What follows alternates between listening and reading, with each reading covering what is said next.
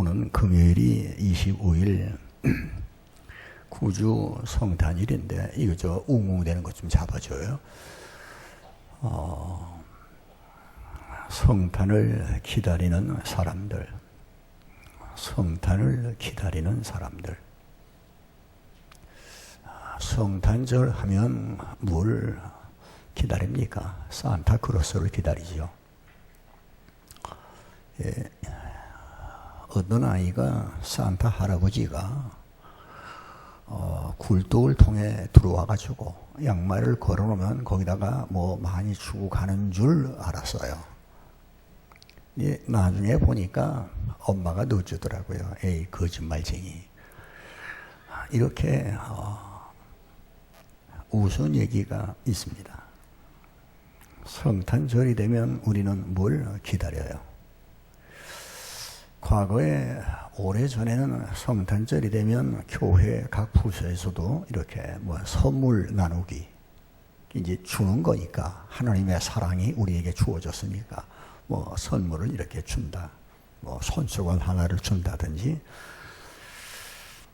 그런 어떤 성탄에 대한 추억거리들이 좀 있었습니다. 근데 이제 요즘에는 참 조용해요. 뭐 성탄 추리를 해놓는 것도 그렇게 많지 않고 또 시끄럽지도 않아요. 별로 옛날에 비해서 말이죠.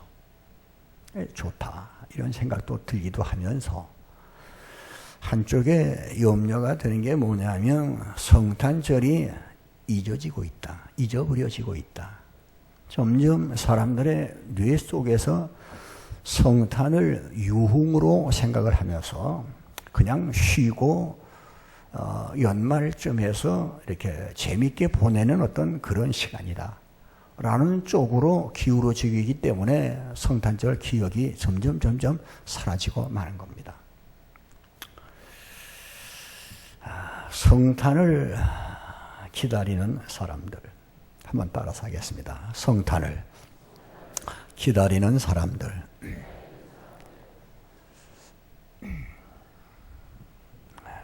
얼마 전에 그 방송에서 보니까 새벽 인력 시장에 나가는 사람들, 이제 그들에 대한 그 방송이 좀 나온 적이 있었습니다. 새벽 캄캄한데 그냥 요만한 보따리 하나 걸러매고 인력 시장에를 나가는 거예요. 한국 사람들도 있고 외국 사람들도 좀 있고요.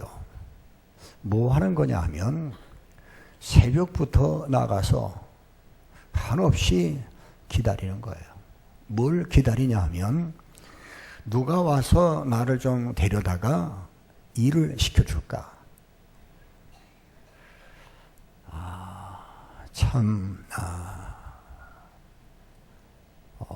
추운 새벽에 모닥불을 쬐면서 그 몇 푼 벌겠다고 나가서 그러는 사람들, 이 땅에는 참으로 어려운 그런 사람들이 많다. 근데 이제 그 중에서도 그래도 세상 말로 말하면 좀 재수가 좋은 사람들, 그래서 어디 가서 일을 할 수 있게 된 사람들, 그 사람들은 그나마 그래도 난데 그렇지 못하고 그냥 불만 쬐다가 집으로 들어와야 되는 사람들, 아직도 이 땅에는 너무도 어려운 이런 사람들이 많다. 누가 나를 좀 불러가 줄까 하고 기다리는 사람들, 그런 프로를 보면서 눈시울을 적셨던 그런 적이 있습니다. 오늘 우리는 무엇을 기다리는 사람들인가? 성탄을 기다립니다. 오늘 금요일입니다. 물론 정확한 날짜는 아니지만은 우리는 그렇게 정해놓고 그리고 생각하고 지키고 있습니다.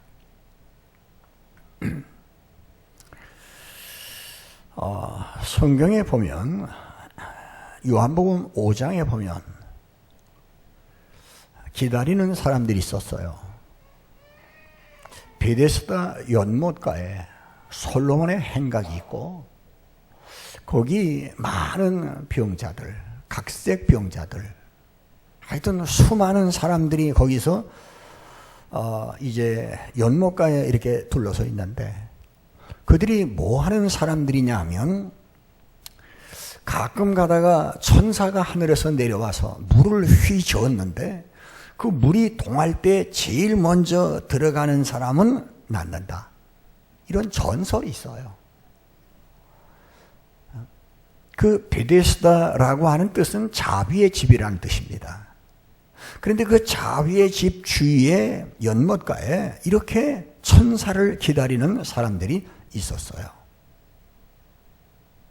천사는 내려오질 않습니다. 그런데 천사가 내려온다고 하더라도 그렇더라도 제일 먼저 뛰어내려가서 내가 거기에 물에 들어가야 마음을 얻기 때문에 다른 사람들을 자비롭게 긍휼히 사랑을 할 사이가 없어요. 내가 먼저 가야 되니까. 이런 상황 속에서 천사를 기다리는 사람들. 왜 천사를 기다립니까? 예수를 기다려야 되지. 하느님의 사랑으로 오신 그리스도를 기다려야 되지. 그래 주님께서 가셨어요. 그 중에 38년 된 병자에게 예수님의 시선이 꽂혔어요.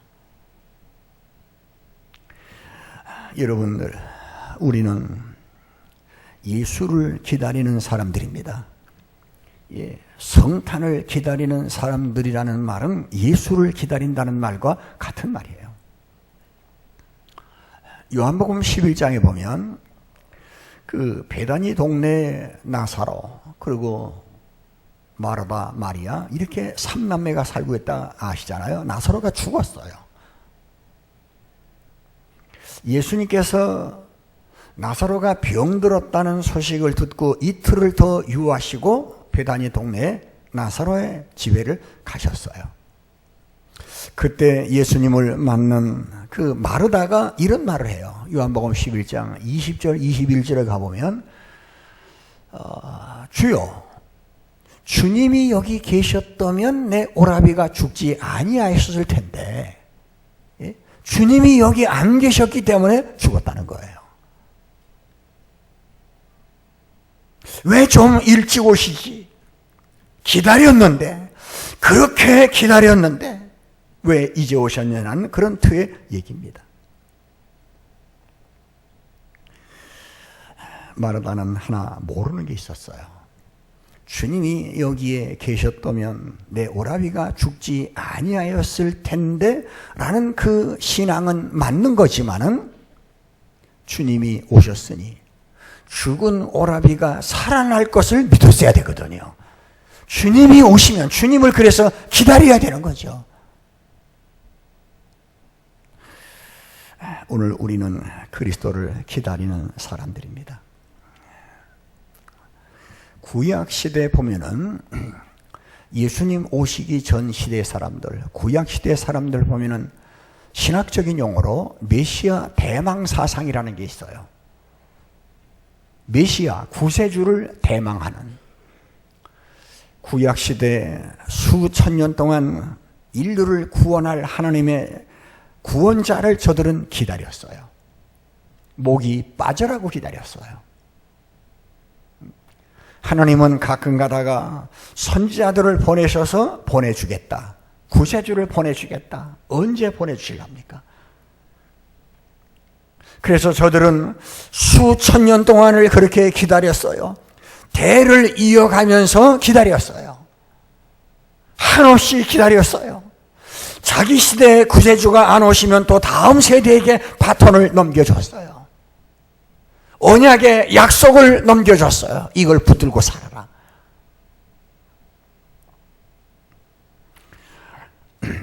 사람들이 한없이 지쳐가고 힘들고 어려울 그때 점점 그 기다림이 쇠약해져 갈 때, 실망하고 힘이 빠져갈 때쯤 해서 하나님은 세례 요한을 보냈어요. 그리고 저들이 정신이 번쩍 들 만큼 죄를 책망하고 그리스도에 대하여 소개를 했어요. 사람들이 눈을 떴어요. 저 사람이 혹시 메시아가 아닌가를 기다렸어요. 생각했어요. 근데 요한은 깨끗하게 말했어요. 내가 아니다. 내 뒤에 오시는 그분, 저분이 바로 하나님이 보내신 그다. 나는 그의 신들매를 풀기도 감당치 못하겠다. 너희들은 똑똑히 봐라. 세상 죄를 지고하는 하나님의 어린 양이다. 그래서 그리스도가 이 땅에 오셨을 때 구약시대 사람들이 기다렸던 메시아 대망사상, 언제 오실라는가? 이런 대망사상, 그것이 극에 달했을 때 하나님은 독생자 예수 그리스도를 이 땅에 보내주셨어요. 그리고 말씀이 육신이 돼서 사람들에게 하나님의 아들이 육신을 쓰고 이 땅에 오셨어요. 그것이 성탄절입니다. 그날들을 그렇게 기다렸어요. 오늘 본문 말씀에 보니까 25절에 보면 이런 말씀이 나와요.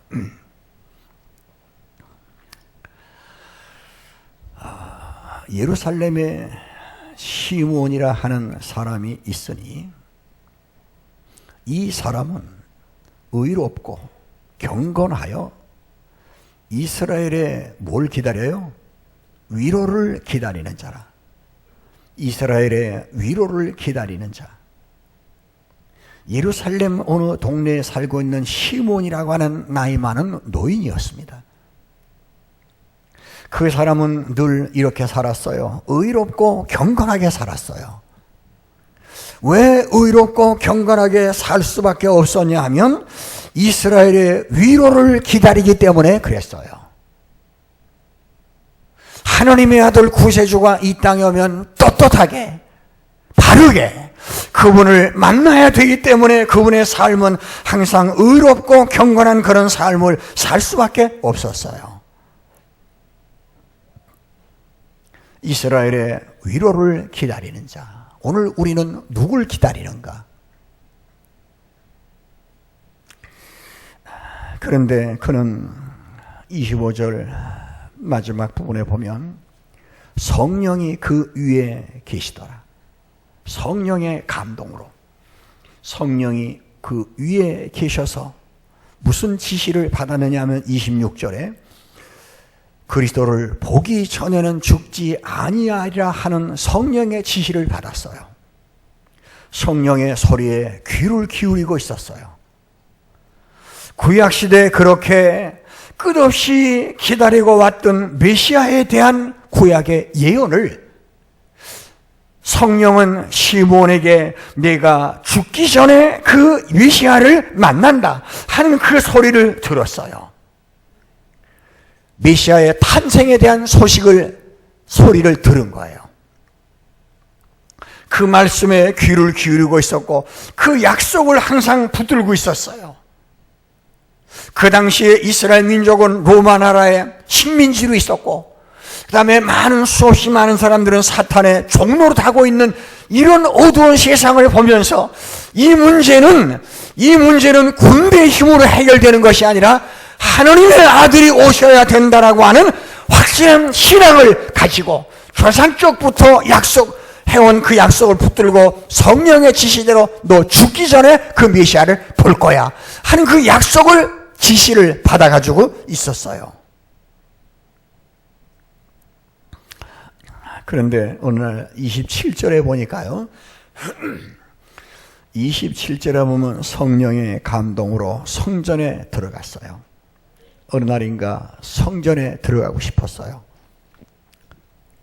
근데 그때 마침 어떤 때였냐면 부모가 요셉과 마리아가 율법의 관례대로 행하고자 하여 그 아기 예수를 데리고 왔었어요. 이게 무슨 얘기냐면 22절에 보면 모세 율법에 보면 아이를 낳으면 정결 예식이라는 게 있습니다.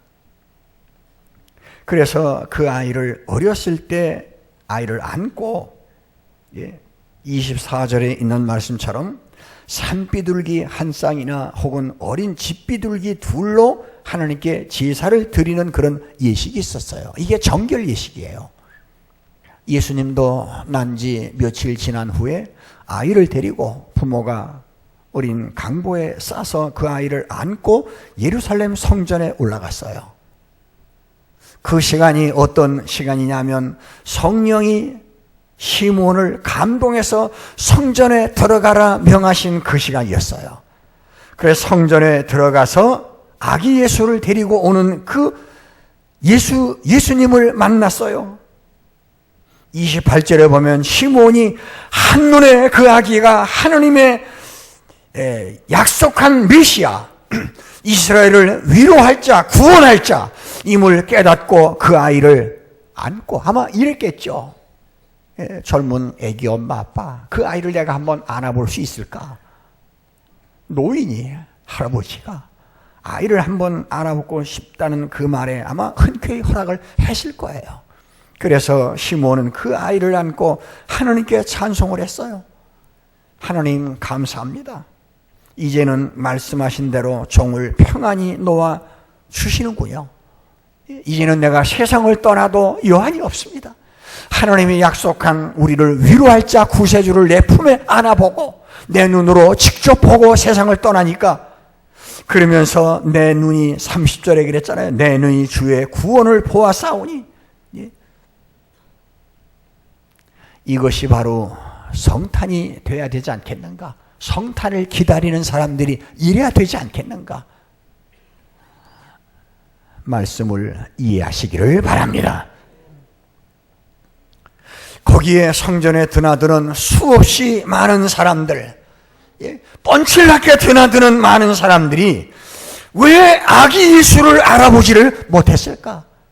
시몬만이 알아봤을까? 아마 이런 것이 아니겠는가 생각합니다. 아기 예수를 강보에 싸가지고 볼품없는 그런 예수로 나타났기 때문에 사람들은 알아보지를 못했는 게 아니겠는가. 구약시대에 하나님의 아들이 이 땅에 온다는 수없이 많은 그런 이야기를, 약속을 가지고 있으면서도, 기다리고 있었으면서도 막상 예수께서 이 땅에 오실 때 알아보지를 못했다고요. 왜냐하면 그들은 굉장한 막 나팔을 불면서 전차부대를 이끌고 기마병과 함께, 그리고 온 군대를 이끌고 오실, 그리고 금마차를 타고 오실 그런 하나님의 아들을 기다리지 않았겠는가? 그런데 이 땅에 오시는 예수 그리스도는 구요에 누이신, 강보로 쌓인 그런 아기로 이 땅에 오셨기 때문에, 너무도 초라한 그런 아기의 모습으로 오셨기 때문에 사람들은 몰라봤지만은 성령의 지시와 성령의 감동을 받은, 성령의 감동으로 성전에 들어간 시몬은 그 아기를 알아봤다고요. 이것이 바로 성탄이 아니겠는가? 성탄절이 이래야 되지 않겠는가? 예수를 이렇게 기다려야 되지 않겠는가? 하는 말씀입니다. 깨달으시기를 부탁합니다. 여러분, 오늘 사람들은 무엇을 기다리는가? 오늘 우리는 무엇을 기다리는가? 다시 오실 그 예수를 기다립니다. 2000년 전에 역사 속에 오신 시몬 시대에 오셨던 그 예수는 이미 오셨어요. 그리고 지나가셨어요. 당신의 일을 다 하신 다음에 가셨어요. 오늘 우리는 무엇을 기다리는가? 제2의 성탄절인 예수님의 재림을 기다리는 사람들이 아닙니까? 이것을 기다리는 사람들이에요.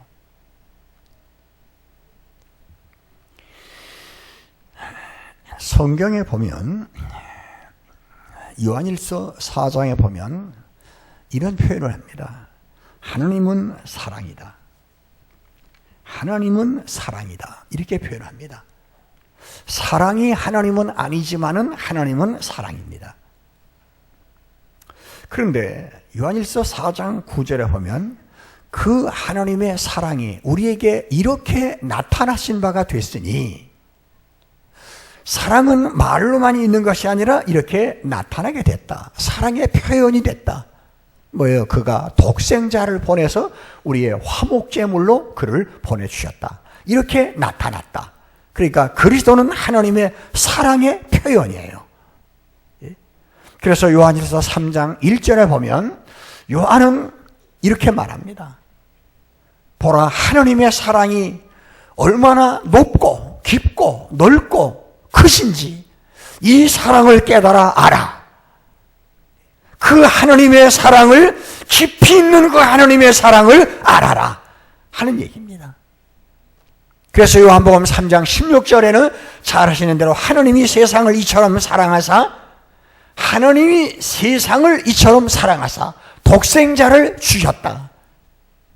그렇게 표현합니다. 이것이 바로 성탄절이거든요. 그 예수가 오늘날 어디가 있는가? 그 예수에 대한 사람들은 관심이 있는가? 없지 않아요. 그 예수를 찾는 사람들이 있는가? 그 예수를 번쩍이는 그런 데서 찾으려고 하지, 구유에서 강보에 쌓인 그 예수를 찾으려고 하는가? 사람들은 그렇지 않거든요. 여러분, 하나님의 사랑은 몇 가지의 특징이 있습니다. 요한일서 4장 19절에 보면 이런 표현이 나와요. 우리가 하나님을 사랑한 것이 아니고 그가 먼저 우리를 사랑했다. 하나님의 사랑은 먼저 사랑입니다. 선행적인 사랑입니다. 우리가 그를 알지도 못할 때 하나님이 우리를 사랑하셨어요. 둘째로 하나님의 사랑은 어떤 사랑이냐면 무한한 사랑입니다. 한이 없는 무한한 사랑이에요. 다시 말하면 차별을 두는, 이스라엘 사람과 이방인을 차별을 두는 게 아니라 예루살렘이나 온 유다나 사마리아 땅끝에 있는 문명인이나 야만인이나 지혜자나 어리석은 자나 이스라엘이나 이방인이나 한없이 사랑하는 넓은 사랑. 그리고 하나님의 사랑은 구체적인 사랑. 다시 말하면 하나님이 세상을 이처럼 사랑하사 독생자를 주셨으니 하는 독생자를 주시는 구체적인 사랑. 개념적인 사랑이 아니라, 침묵적인 그런 사랑이 아니라 구체적으로 표현하는 그런 사랑. 그리고 넷째는 목적이 있는 사랑. 여러분, 하나님의 사랑이 뭡니까? 그전에도 말씀드렸지만 사랑이라고 하는 것은 상대방을 이해하고 용서하고 사람을 포용하는 거예요. 사랑은 상대방을 이해하는 만큼이 사랑의 분량입니다. 우리는 정의라는, 옳다라는 그 의도를 가지고 사람을 죽여요. 그건 옳은 게 아니에요. 사랑은 카드 하나 주는 것이 사랑보다는, 그것도 사랑의 표현이지만은 사랑은 상대방을 이해하고 용서하는 것이 사랑이에요. 그것이 사랑의 분량이에요. 하나님이 우리를 사랑하셨어요. 언제 사랑하셨냐면 여러 번 말씀드린 대로 로마서 4장 5장에 있는 말씀처럼 우리가 하나님과 원수 되었을 때, 우리가 죄인이었을 때, 우리가 연약해서 아무것도 할 수 없을 때에 하나님이 우리를 사랑하셨어요. 죄인을 품어주셨어요. 얼마나 어려운 사랑입니까? 만약에 하나님이 하늘에 있는 천사들을 사랑하셨다, 그러면 이해가 돼요. 왜? 천사들은 죄가 없으니까. 그런데 하나님이 사랑한 것은 죄인을 사랑하셨어요. 하나님 앞에 대들은, 하나님을 알지 못하는 그런 사람들을 사랑하셨어요. 그때 하나님은 우리를 먼저 사랑하셨고 우리에게 한없는 사랑을 베풀어 주셨고, 구체적인 사랑, 독생자를 주시는 사랑을 베풀어 주셨고, 우리를 사랑하시는 그 사랑의 목적을 가지고 사랑하셨어요. 그 목적이 뭐예요? 보통 세상의 사람들은 사랑은 목적이 있으면 안 된다. 어떤 목적을 가지고 사랑을 하면 안 된다. 이런 표현을 합니다. 이해하는 면이 있어요. 이 땅에 사람들이 사랑하는 거는요, 이기적인 사랑이 많아요. 내가 저 사람을 이렇게 사랑하면 그가 나를 또 어떻게 해주겠지 하는 이기적인 사랑. 그건 사람의 사랑입니다. 어떤 대가를 바라는 사랑. 마치 물건을 사고 팔듯이 내가 너를 이만큼 사랑해주면 얼만큼 나를 사랑해주겠지. 그래서 이 사람들의 사랑의 목적은 상대방을 위하는 것이 아니라 자기를 위하는 거예요. 이건 하나님의 사랑이 아닙니다. 하나님이 우리를 사랑하는 사랑은 상대방을 위한 사랑이에요. 그래서 목적이 있는 사랑이에요. 그 목적이 뭐냐면 상대방을 위하는 거예요. 그 위하는 게 뭐예요? 믿으면 구원을 얻는 그것 때문에 하나님 우리를 이렇게 사랑하신다는 말씀입니다. 깨달아지시면 아멘 하십시다. 오늘 얼마나 이런 성경 말씀 혹은 진리, 하나님의 사랑이라는 또 하나님의 사랑으로 오신 성탄절이라고 하는 이런 것을 지나면서 얼마나 나는 옳고 너는 틀려서 자기가 옳은 것 가지고 인간의 의의를 가지고 상대방을 죽이는 일이 얼마나 많으냐 이 말이에요. 똑같은 죄인들끼리. 그렇잖아요. 왜냐하면 사람은 항상 자기는 옳은 걸 보고 상대방은 옳지 않은 걸 봐요. 맞아요, 그 논리는. 근데 그 상대방도 나를 그렇게 본다는 사실을 왜 모르느냐고요. 그렇잖아요.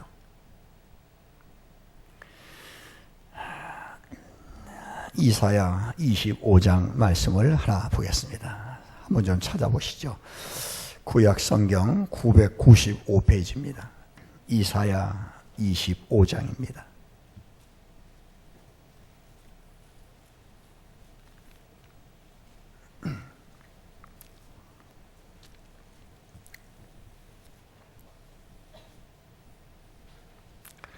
구절 말씀을 보겠습니다. 그날에 말하기를 이는 우리의 하나님이시라. 그 위에 나와 있는 여호와, 우리를 위하여 큰 일을 행하시는 그는 우리의 하나님이시다. 우리가, 계속 봅니다. 우리가 그를, 하나님을 뭐 했어요? 기다렸어요. 누굴 기다렸어요? 하나님을 기다렸어요. 그가 우리를 구원하시리로다. 그를 기다렸으니 우리는 그의 구원을 기뻐하며 즐거워하리라 할 것이며, 하나님을 기다리는 사람들, 왜냐하면 그는 우리의 하나님이시고 그는 우리의 구원이시기 때문에, 그래서 그를 통해서 우리에게 주시는 구원을 기뻐하며 즐거워하실 것이기 때문에 그를 기다렸다. 우리가 그를 기다렸으니 성탄을 기다립니다. 무엇 때문에 기다리는가요? 누구를 기다리는가요? 그리스도를 기다리는 겁니다. 메시아를 기다리는 거, 정말 목이 빠지도록 간이 저리도록 이렇게 기다리는, 간절한 마음으로 기다리는 자를 주님은 만나주시는 거예요. 삭개오는 예수님을 만나고 싶었어요. 세상 사람들은 삭개오를 손가락질했어요. 예수님 당시에 죄인의 대명사가 둘이 있었는데, 여자는 창기, 남자는 세리입니다. 삭개오는 세리예요. 요즘으로 말하면 어느 도시의, 여리고 도시의 세무서장이에요. 사람들에게 소문이 났어요. 죄인이라고. 사람들이 그를 반겨 맞아주지 않습니다. 그는 힘들었어요. 외로웠어요. 위로받을 위로가 필요했어요. 그런데 어느 동네에 예수께서 오셨다라는 그 소문을 듣고, 그리고 그곳을 지나서 우리 여리고 성에 들어오신다는 그 소문을 듣고 그 예수님을 만나러 나갔어요. 그렇게 기다리고 한번 만나 뵙고 싶었던 그 예수님, 그분은 이곳저곳 다니시면서 하느님의 영광을 드러내고 하늘나라 천국 복음을 선포하고 귀신을 내쫓고 안진뱅이를 일으키고 소경의 눈을 뜨게 하고 죄인을 용서하신다는 그런 소문을 들었어요. 그런 죄인의 친구라는 얘기를 들었어요. 그분을 기다렸어요. 그런데 어느 날 여리고성에 오신다는 얘기를 들었어요. 그는 열일을 제쳐놓고 예수님을 만나러 길가에 갔어요. 사람들이 하도 많아서 지나가시는 예수를 볼 수가 없었어요. 나무에 올라갔습니다. 나무 꼭대기에서 길을 내려다보며 예수 지나가는 걸 한번 보고 싶었어요. 예수께서 그리로 지나가시다가 삭개오가 올라가 있는 나무 밑에 오셔가지고 멈추시면서 얼굴을 들어 삭개오를 보시면서 삭개오야 내려오너라. 내가 오늘 네 집에 유하여야겠다. 삭개오는 주님을 자기의 집으로 모셨어요. 음식도 대접을 했겠죠. 그리고 예수님의 말씀을 들었어요. 나는 너의 친구야. 사람들은 너를 멸시해도 너 슬프고 외롭고 따분하지. 시므온이 위로자를 기다렸듯이 위로받을 자를 기다렸어요. 그 어느 세상의 사람들도 위로가 되지 않았지만 예수님을 만나서 그는 위로가 됐어요. 신앙을 고백하면서 그는 이런 고백을 했어요. 남의 것을 토색한 것이 있으면 사배를 갚고 내 재산을 절반을 가난한 사람들을 위해서 나눠주겠습니다. 예수님께서 그 말씀을 들으시고 예수를 만난 이 삭개오를 향해서 이 사람도 아브라함 자손이다. 오늘 구원이 이 집에 이르렀다. 예수를 기다렸다가 만났어요. 주님은 기다리는 자에게 만나 주시는 거예요. 그래서 그분을 만남으로 모든 문제가 해결이 되는 거예요. 이번 성탄절이 그런 성탄절이 되어야 되지 않겠는가? 예수님이 이 땅에 오셨을 때 예루살렘에 헤롯 왕은 음흉한 마음을 품었어요. 동방의 박사들이 찾아왔을 때 예수를 죽일 마음을 갖고도 박사들에게 말했어요. 너희가 가서 그 예수를 찾거든 내게 알게 하라. 나도 가서 그를 경배하려고 한다. 죽이려고 하면서 음흉한 마음을 품었어요. 그 당시에 성경 박사들, 서기관들은 냉담한 반응을 보였어요. 하나님의 아들이 어디에서 낳겠다는 얘기를 들었음에도 불구하고 저들은 믿지 않았어요. 그리고 예루살렘 성 사람들은 시끄럽게 소요했어요. 떠들어댔겠어요. 그리고 오늘날 우리 현대인들이 맞는 성탄절은 다분히 유흥적이에요. 흥겹게 노는 거, 자기 기분 내는 거, 이런 것이 성탄절로 전락을 해버렸단 말이죠. 그런데 시므온이 맞는 성탄절은 그렇게 기다렸던 그런 성탄절, 아기 예수님을 성령의 감동을 따라서 예루살렘 성전에 올라가서 만나고 성령의 조상들의 유전을 통해서 내려왔던 하나님의 언약을 기다리고 성령의 감동으로 들려줬던 그 말씀을 붙들고 있으면서 성전에 들어가서 예수를 만나면서 그 아기에 대하여 그는 예언을 했어요. 자기에 대해서는 하나님 이제 종을 평안히 놓아주시는군요. 내 눈이 주의 영광을 보았사오니 이제 죽어도 한이 없습니다. 그러면서 그 아기를 안고 있는 마리아를 향해서 이런 말을 했어요. 칼이 내 마음을 찌르듯 하리라. 이 땅의 아들이 지금은 품에 안고 있는 아들이지만 몇십 년 지난 후에 그 아들이 십자가에서 벌거벗긴 채로 못 박혀 죽어가는 그 마음을 보는 마리아의 마음을 그렇게 표현한 거예요. 칼이 내 마음을 찌르듯 하리라. 그렇게 함으로 우리의 구원은 이루어졌거든요. 사랑하시는 여러분, 우리는 성탄을 기다리고 있습니다. 우리의 마음을 좀 낮추면 어떨까요? 겸손히 낮추고, 그리고 여기를 구유로 만들면 어떨까요? 궁궐이 아니라 구유로 만들고 그리고 우리 마음 중심에, 심중에다 말이죠. 마음의 센터에다가 강보를 깔아요. 그리고 거기에 오시는 주님, 이런 주님을 상상하면 어떨까요? 이렇게 와주세요. 그런데 그 역사적인 사건은 이미 지난 것이지만은 우리는 또 하나의 기다림이 있어요. 뭐예요? 다시 오실 예수님을 기다리는 겁니다. 언젠가는 구유에 오시는 것이 아니라, 강보에 쌓여서 오시는 것이 아니라 철장 권세를 가지고 하늘의 황금 마차를 타시고, 그리고 천군 천사들을 호위병으로 데리고, 앞서간 성도들을 수행원으로 데리고, 천사장의 나팔소리, 하나님의 호령소리와 함께 이 땅에 오실 주님, 이걸 기다리면 어떨까요? 뭘 기다리고 사십니까? 그날을 기다리기 때문에, 그날이 있을 거기 때문에, 그날의 주님을 만나야 될 거기 때문에 성도의 하루하루의 삶은 의롭고 경건한 삶을 살아야 되는 거예요. 왜냐하면 그날이 있기 때문에 그렇습니다. 그날이 없다면 막 살아도 괜찮겠지만 오늘 하루가 경건해야 되는 이유는 주님을 만나야 되기 때문에 오늘 하루의 삶이 경건한 삶을 살아야 되는 거예요. 그리고 현재의 고난도 그날의 영광에 비교하면 이게 큰 것이 아니기 때문에 현재의 고난 속에서도 칼이 내 마음을 찌릿하는 것이 많이 있지만은 그날을 사모하면서 견디며 찬송하면서 걸어가는 거예요.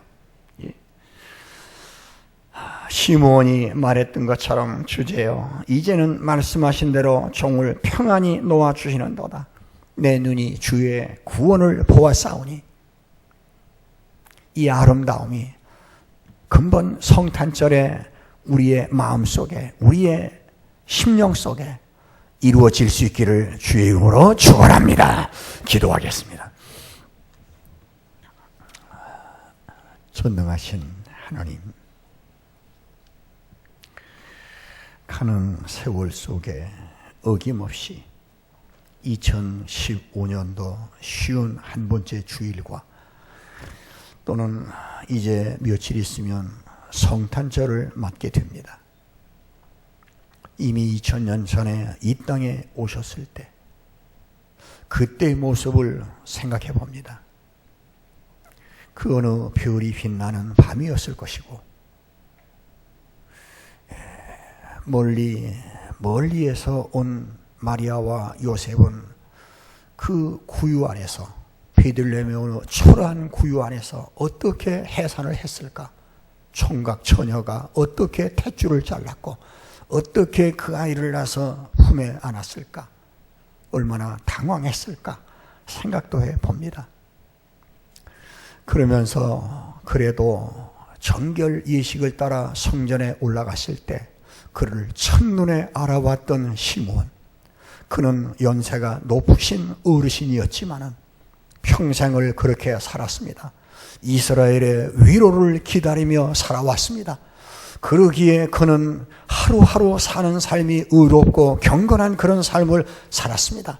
마침내 주를 바라보며 성령의 감동으로 주를 만났을 때 그는 이제는 종을 평안히 놓아주신다고, 그러며 내 눈이 주의 구원을 보았사오니 한이 없다고 그런 표현을 하며 하나님 나라를 사모했던 시므온, 오늘도 이런 성탄이 우리에게는 왜 없을까?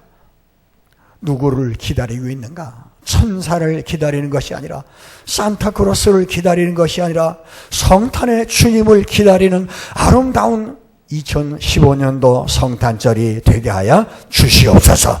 그래서 만날 자를 만나주시고, 고칠 자를 고쳐주시고, 위로할 자를 위로해 주시고, 주여 하나님의 사랑을 우리 모두에게 풍성하게 채워주시옵소서.